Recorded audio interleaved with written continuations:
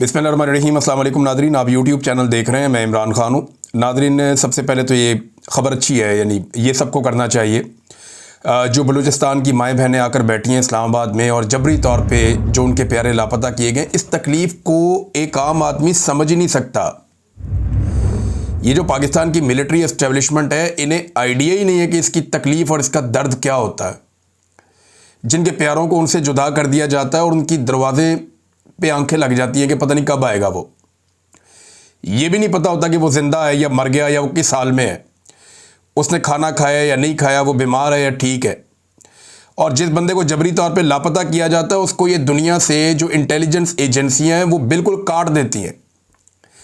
उसे कुछ पता नहीं होता कि आज दिन कौन सा है, ये रात है या सुबह है, कौन सी नमाज का वक्त है, यानी कुछ उसको दुनिया का कुछ पता नहीं होता कि बाहर किसकी हुकूमत है, क्या चल रहा है, कुछ अंदाज़ा नहीं होता। ये इतनी अजियतनाक चीज़ है। और वो माएँ बहनें बेटियां बुज़ुर्ग वो आए हुए हैं वहाँ पे इस्लामाबाद में बैठे हैं।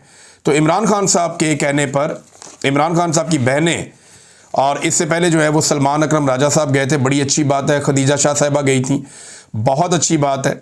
अब इमरान खान साहब की बहनें पहुँची हैं और जो बलोच फैमिलीज़ हैं वो शुक्रिया अदा कर रही हैं। इसमें नादिया बलोच साहिबा कहती हैं कि मैं बानी तहरीक इंसाफ इमरान खान साहब की बहनों का तहे दिल से शुक्रिया अदा करती हूँ, जिन्होंने आज इस्लामाबाद में हमारे एहतजाजी कैंप का दौरा किया। इनकी हमायत और बलूचिस्तान के अवाम बिलखुसूस लापता अफराद के अहल खाना के साथ इजहार हमदर्दी काबिल कदर है।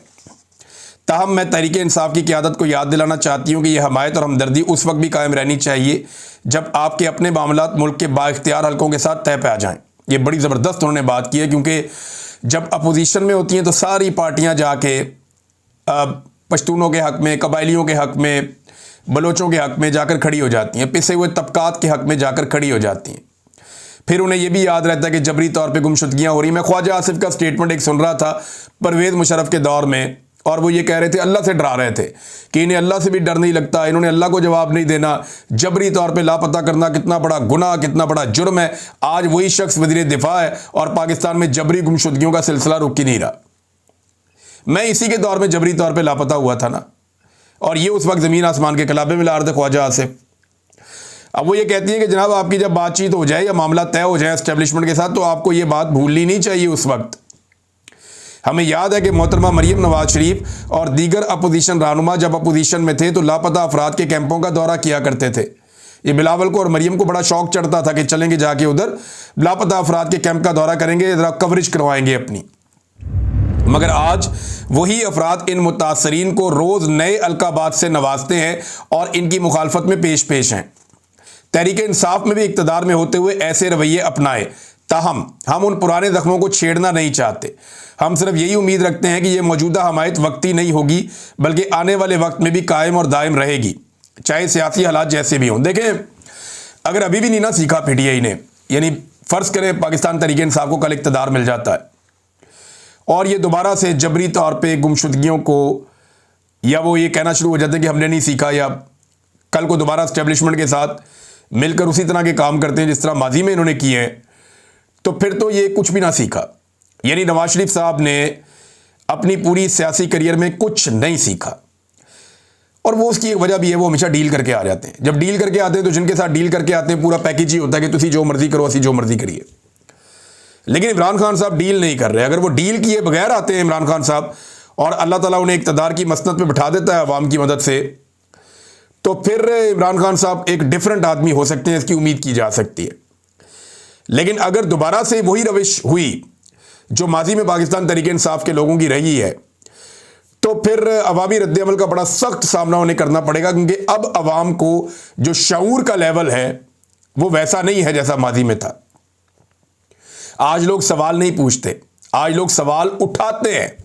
लोग ये नहीं जानना चाहते कि क्या हो रहा है, लोग जिनकी वजह से हो रहा है उनसे सवाल पूछ रहे हैं। ये बहुत बड़ा फ़र्क है जो इस पाकिस्तान में अब आ चुका है। नादरीन, एक और इमरान खान साहब के बेटे आ रहे हैं, जिसने गिरफ्तार करना है कर ले। ये अलीमा खान साहिबा ने एक चैलेंज किया है। इमरान खान साहब के जो दोनों साहबजादे हैं वो अमेरिका में मौजूद हैं, वहाँ मुलाकातें कर रहे हैं। मैंने आपको बताया कि डोनाल्ड ट्रंप और उनकी फैमिली से मिलने के लिए बाकायदा कोशिश की जा रही है कि इनकी मुलाकातें हो जाएँ, और मुमकिन है कि इनकी मुलाकातें हो भी जाएँ।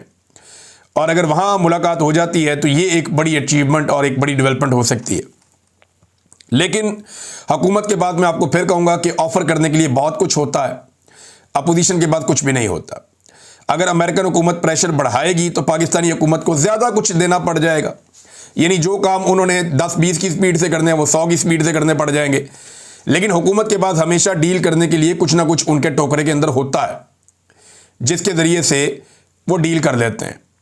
तो अब इमरान खान साहब के बेटे जो हैं वो पाकिस्तान आ रहे हैं और इसके हवाले से जो है वो बड़े लोग चैलेंज कर रहे हैं, ये हो जाएगा वो हो जाएगा। कुछ ऐसा नहीं है कि वो आएंगे और कोई तहरीक लीड करेंगे और पाकिस्तानी सारे के सारे उस तहरीक के अंदर, नहीं, उनका काम नहीं है ये पाकिस्तानियों का काम है वो अपने हक के लिए लड़े।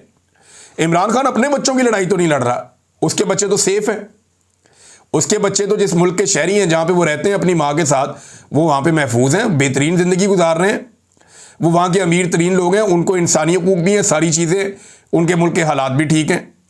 इमरान खान तो पाकिस्तानियों के बच्चों की लड़ाई लड़ रहा है, तो पाकिस्तानियों की रिस्पॉन्सिबिलिटी है ना कि इमरान को निकालने के लिए तहरीक चलाएं।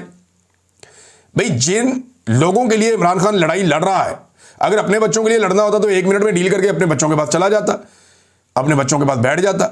लेकिन क्योंकि वो पाकिस्तानियों के लिए लड़ रहा है तो पाकिस्तानियों का पहला हक है कि वो इमरान खान के लिए आवाज़ उठाएं। और देखें, अमेरिका करे, कोई भी करे, दुनिया में जहां मर्जी जो मर्जी होता रहे, जब तक पाकिस्तानी खड़े नहीं होंगे तब तक पाकिस्तान तब्दील नहीं होगा।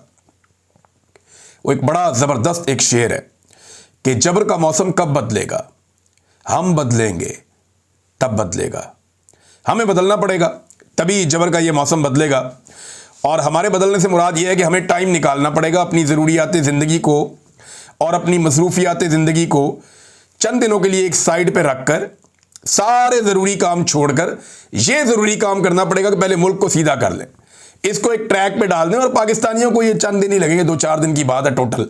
वैसे तो चंद घंटों में पाकिस्तान का पूरा निज़ाम पाकिस्तानियों के कदमों में सरेंडर कर जाएगा, लेकिन इसको पूरा ठीक करने में चंद दिन लग जाएंगे और चंद दिन के अंदर ये सारा हमेशा के लिए ठीक हो जाएगा। बांग्लादेश में हुआ ना, बाकी जगहों पे हुआ, तो पाकिस्तान में भी हो जाएगा। तो पाकिस्तानियों ने फैसला करना है कि ये नेक काम पाकिस्तानियों ने कब करना है। नादरीन, गंडापुर ने जो स्टेटमेंट दिया उसके ऊपर अब एक प्रोपेगेंडा शुरू हुआ। देखिए, मैं गंडापुर का बहुत बड़ा नाक़िद हूं, उसके रीजन भी हैं और वो गंडापुर साहब खुद ही हैं। लेकिन ये जो काम गंडापुर ने कल किया ना, ये काम ठीक किया कि जनाब हम यहां पे दहशतगर्दी रोकना चाहते हैं, पाकिस्तान की इंटेलिजेंस एजेंसियां तालिबान को पालती हैं और हम जो बंदे गिरफ्तार करते हैं उनको छुड़ा कर ले जाते हैं कि ये गुड तालिबान है, हमारे बंदे हैं, और वो बंदे छुड़ा कर ले जाते हैं और उसकी वजह से नुकसान होता है पाकिस्तान को। और हमारी फोर्सेस जो है, जो पुलिस है, जो बाकी फोर्सेस हैं सूबाई, वो मायूस हो जाते हैं कि यार हमने इतनी मेहनत से जाके बंदे पकड़े, हम कुर्बानियां दे रहे हैं, हमारी जानें जा रही हैं, ये आगे बंदे छुड़ा के ले जाते हैं कि हमारे काम के बंदे छोड़ दो। तो बजाय इसके कि इसके ऊपर हुकूमत या एस्टेब्लिशमेंट शर्मिंदा होती, इन्होंने जनाब मोहसिन नकवी को लॉन्च कर दिया और मोहसिन नकवी ने उल्टा गंडापुर के ऊपर चढ़ाई कर दी है। मोहसिन नकवी ने क्या कहा, ज़रा ये आप देखें, उर्दू में ट्वीट कर रहे हैं, नॉर्मली ये अंग्रेज़ी में ट्वीट करते हैं। मोहसिन नकवी ने 2 ट्वीट किए हैं। एक तो जनाब पहले समा टीवी के ऊपर खबर चलवाई गई कि दहशतगर्दों के खिलाफ सूबे में ड्रोन इस्तेमाल नहीं होगा, ये अली अमीन गंडापुर ने कहा। ये कभी कोई कह सकता है कि दहशतगर्दों के खिलाफ ड्रोन इस्तेमाल नहीं होगा? कोई पागल आदमी ये स्टेटमेंट दे सकता है ना कि दहशत, और भाई सूबे के अंदर ड्रोन इस्तेमाल नहीं होगा, क्योंकि दहशतगर्दों को अब जैसे मर्जी मारें, मिसाइल से मारें, बम से मारें, जहाज से मारें, जैसे हेलीकॉप्टर से मारें, जैसे मर्जी मारें, दहशतगर्द है ना, उसको तो आप पूरे वसाइल इस्तेमाल करेंगे उसको मारने के लिए। लेकिन ड्रोन में कोलेटरल डैमेज होता है। जो हुआ काटलिंग में, मर्दान में ड्रोन अटैक किया, वो औरतें और बच्चे शहीद हो गए। एक और जगह पे मीर अली में ड्रोन अटैक किया, बच्चे शहीद हो गए। भाई जो ड्रोन हमले किए जा रहे हैं उनके अंदर सिविलियंस की शहादतें हो रही हैं। एक ड्रोन हमला किया, 22 लोग जख्मी हो गए, वो बच्चे वो वॉलीबॉल खेल रहे थे, वो मैदान के अंदर ड्रोन हमला कर दिया। अब इन ड्रोन हमलों के खिलाफ अली अमीन गंडापुर बात कर रहा है कि कोलेटरल डैमेज होता है, सिविलियंस की शहादतें होती हैं, इंफॉर्मेशन ठीक नहीं होती और इस बुनियाद पे दहशतगर्दी में इजाफा होता है, लोग खिलाफ हो जाते हैं। बड़े बड़े एहतजाज पूरे खैबर पख्तूनख्वा में हो रहे हैं। मोहसिन नकवी ने लाहौर में रहना है, वहां कारोबार करना है, और अब तो शायद पाकिस्तान में भी रहना है या नहीं रहना इन्होंने। अब तक के लिए इतना ही, अपना ख्याल रखिएगा, अपने इस चैनल का भी। अल्लाह हाफ़िज़।